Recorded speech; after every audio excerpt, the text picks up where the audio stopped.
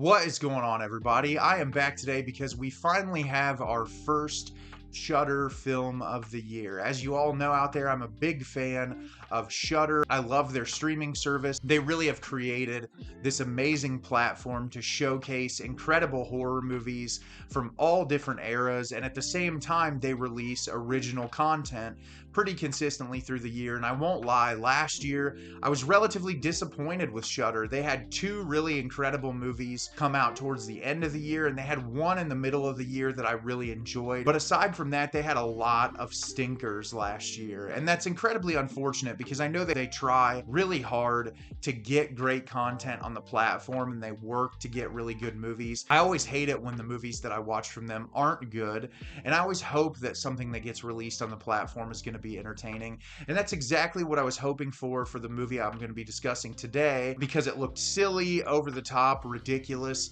filled with practical effects. And the movie I'm going to be talking about with you today is Destroy All Neighbors. Destroy All Neighbors is directed by Josh Forbes. A struggling prog rock musician finds himself in a living nightmare when he accidentally kills his neighbor from hell. So, as I said, premise sounded ridiculous. I was very hopeful for some over-the-top, silly, insane type of movie that I was really going to enjoy. And unfortunately, I didn't really like this movie at all. There's a lot about it that I can respect, and there's a lot about it that I really appreciate, especially when it comes to the practical effects and the gore effects in this movie. But there's a lot of problems when it comes to narrative structure and performances, and I'll talk about that a little bit more when I break the film down. So at the beginning of the film, we're introduced to William, who lives in an apartment with his girlfriend Emily, and he is a prog rock musician who also works at a music studio. We see throughout the beginning of the film he is working really hard to finish his prog rock record, and he's struggling with it. He can't seem to find a way to end it, and he's getting incredibly frustrated, and we can see that there's even tension between him and his girlfriend because of that. And he doesn't really like his job. He doesn't like the musicians that he has to work for at work. And one day he finds out there's a new neighbor moving into his apartment complex, and it's Vlad, played by Alex Winter, who a lot of you know from Bill and Ted's Excellent Adventure, and he's got all this crazy prosthetic makeup on and looks absolutely ridiculous. He is definitely the highlight of this film. And he moves in next door, and he's constantly playing this insanely loud music that's distracting him from being able to finish his record. And he goes over one night to confront him. The two of them are constantly getting into these arguments, and when he goes over one night to confront him, he accidentally ends up murdering him, but not completely, because it seems that Vlad can't die. And so after he kills him, the entire film is this series of events where crazy circumstances start to happen to William, and the entire film is William trying to figure out if he can escape Vlad in this situation to ever finish his prog rock record. So as I said, this movie had a ridiculous premise, and I'm upset that I didn't like it, but I think there are so many problems with this film when it comes to narrative structure and storytelling. I want to start off by saying Alex Winter as Vlad was the best part of this movie. He was very eccentric, he was over the top, he was funny, he gave a fantastic performance.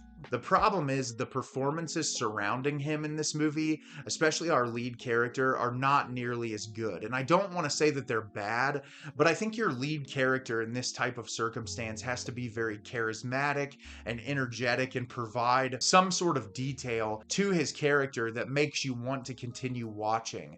I just found him to be really irritating and obnoxious, and the whole film is surrounding prog rock, and what's interesting is there's so many different music genres out there and so many different styles and sounds of music, and the entire film's idea, as it's to me, is like he likes this genre of music, but he seems to hate this other guy because of the genre of music that he likes, and he doesn't really seem to like any other genres of music. And by the end of the movie, it seemed like the message was like, my genre of music is better than yours, which to me is kind of like a silly, outdated concept. People like what they like. I mean, you don't have to like certain genres of music, but like if someone else likes something, it's not that big of a deal. So that was one of the kind of obnoxious parts of the movie to me, was like this superiority complex with type of music was was an interesting choice to the film's messaging. And another issue I have with this film, like I said, is the pacing and the narrative structure. The first 30 minutes of this movie are rough to get through. It's introduction into these characters that don't necessarily play a huge role into the third act of the film. They may show up or have one or two lines of dialogue, but the dialogue sequences early on in the film are so repetitive to where I just felt like I was seeing the same sequence over and over again, where it was not providing me any new context to the characters' motivations or anything interesting about them as people. It was just like padding the runtime so that you can eventually get to the midway point when things really start to blow up and become crazy and chaotic. And you have to give me something more. You can't just meander in the first 25-30 minutes and not really accomplish anything. You really need to get into it and provide something entertaining and engaging. And towards the third act, middle to third act, there are moments that I really enjoyed. There were sequences that I thought were charming. There were sequences I thought were funny. Like I said, I really enjoyed the practical effects in this movie. The kill sequences looked really great.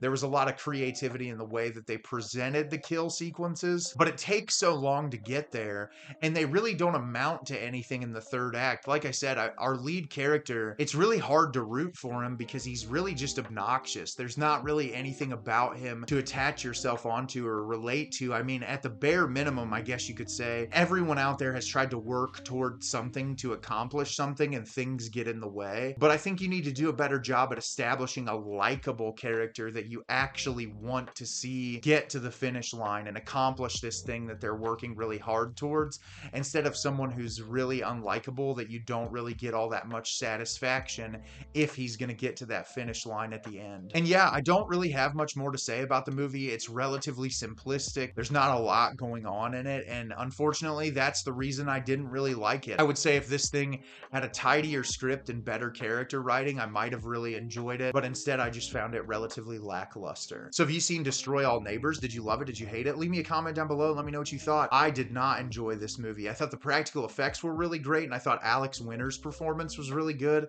but aside from that, I thought the movie was lackluster, and I probably would never watch it again. As always, if you can like the video and subscribe to the channel, helps me out a lot and lets me know the type of content you're looking for. I'm always putting out new material and look forward to getting more out for you in the near future. And as always, everyone, thank you so much for watching, and have a great rest of your day.